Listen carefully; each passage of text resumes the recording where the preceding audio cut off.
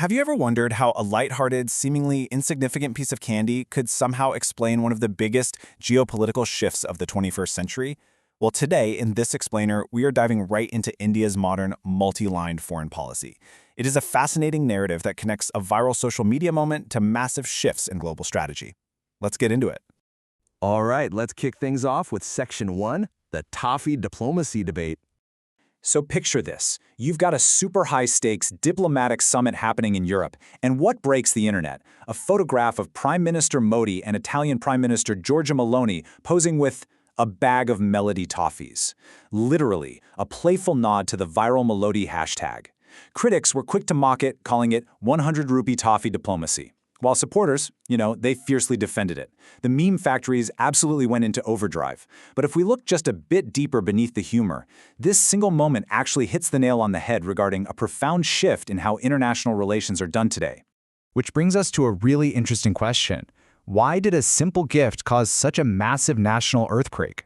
Historically, Indian diplomacy involved these agonizing, incredibly tense debates over the actual loss of territory. Think highly disputed borders like Oxai Chin or Pakistan-occupied Kashmir, or surviving the rigid us versus them blocks of the Cold War. As commentators have pointed out, previous generations debated borders, right? But modern India? We're debating gift hampers? It's a wildly striking contrast. And this brilliantly illustrates a total paradigm shift. We are no longer measuring a nation's global standing by the exchange of, say, expensive diamond necklaces or rigid Cold War loyalties. Not anymore.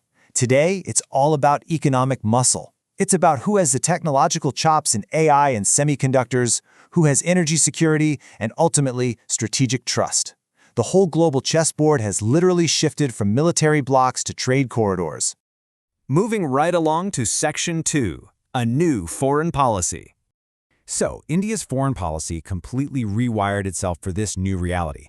The decades-old Look East approach, that got upgraded to the Act East policy, which demands actual, tangible economic and security teamwork with the ASEAN nations in Southeast Asia. And to counter huge geopolitical moves like China's maritime Silk Road, India launched Project Mawsum. Now, this wasn't just some symbolic gesture. It was a calculated strategic counterplay meant to revive those ancient seasonal monsoon trade routes and actively strengthen maritime and cultural ties all across the Indian Ocean. And you can see here how this new fast-track diplomacy played out at absolute breakneck speed. It started out with a strict neighborhood-first policy, prioritizing immediate neighbors like Bhutan and Nepal in just the first 100 days. But man, it definitely didn't stop there. It rapidly expanded into this massive global outreach, moving all the way from the Pacific Islands straight into a highly strategic 5-nation European tour. Okay, let's dive into Section 3, securing the Indo-Pacific. Look, in an arena where our entire global economic system relies on stable maritime routes, just showing up for ceremonial port visits simply doesn't cut it anymore. India is building strategic trust through a very deliberate step-by-step process. A great example of this is the recent move to invite Australia to observe its newest maritime developments. By actually opening up its naval infrastructure to Australian observers, India is actively dismantling those old habits of regional secrecy. They're building deep operational trust from the ground up. Now, amidst the disruptive rise of China and all of the growing anxieties over in the South China Sea, India is using this open collaboration to send a really powerful message. By leaning into its role in the Quad, that strategic setup between India, the US, Japan, and Australia, India is signaling stability. It's essentially reassuring the smaller Indo-Pacific nations that the region is going to remain free and open without anyone stepping on their sovereignty. Which brings us to Section 4, Europe and Strategic Partnerships. So that recent 5-nation tour we mentioned, it absolutely wasn't just a political photo op. It was a hard-headed, incredibly strategic realignment. Just look at the specific targets here. Securing energy in the UAE amidst global oil uncertainty, pursuing semiconductors and water management in the Netherlands, and locking down green tech, AI, and 6G research with Sweden and Norway. India is aggressively aligning itself with the actual pioneers of the 21st century economy. But here's the thing, these partnerships go way beyond just hard technology and defense. They are deeply rooted in civilizational diplomacy. Take the India-Netherlands roadmap, for example. It dedicates a massive focus to cultural cooperation, knowledge exchange on heritage sites, and even the restitution of cultural artifacts. It really goes to show that preserving our shared history is seen as a vital, foundational pillar of modern strategic alignment. So ultimately, the personal chemistry and that viral Toffee diplomacy we talked about earlier, that actually paved the way for some massive structural agreements. By elevating ties with Italy to a special strategic partnership, India secures a vital democratic anchor in Europe and gets direct access to the EU single market. Plus, both nations are working aggressively to reshape trade networks across the Indo-Mediterranean space, purposely reducing their reliance on Chinese supply lines. Let's move right into Section 5, the diaspora as ambassadors. To truly grasp the sheer scale of India's ambitions right now, contrast that viral 100 rupee toffee with this number, $1 billion.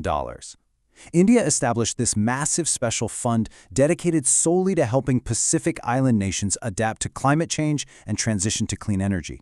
That is an enormous commitment to regional leadership. It shows they are prioritizing the environment right alongside the economy. And we can't ignore the silent but incredibly powerful role being played by the Indian diaspora. We're talking about millions of Indians working across Europe, the Gulf, the Americas, and they are no longer just viewed as migrants sending remittances back home. Actually, scratch that. They are highly skilled doctors, engineers, and tech founders acting as absolute powerhouses of soft diplomacy. This vibrant talent pool strengthens India's global influence and builds immense international trust, and they do it without needing to deploy a single fighter jet. All right, let's tie it all together in Section 6, redefining global influence. As we've seen throughout this explainer, modern diplomatic influence rests firmly on these 4 pillars. India's foreign policy has systematically bypassed those old, dusty metrics of rigid military blocs and purely ceremonial gifts. Instead, the focus is incredibly laser-sharp, securing access to global markets, leading the charge in green tech and AI, leveraging that highly skilled diaspora, and maintaining strategic trust through a completely multi-aligned order. So, in an era where a simple 100 rupee candy can completely dominate the news cycle, the real measure of a nation's power clearly isn't found in a gift box. It's found in resilient supply chains, strategic trust built across vast oceans, and the vision to secure a prosperous future. So as we wrap up, I leave you with this to ponder. How will we measure a nation's true power tomorrow? Thanks for joining me on this explainer.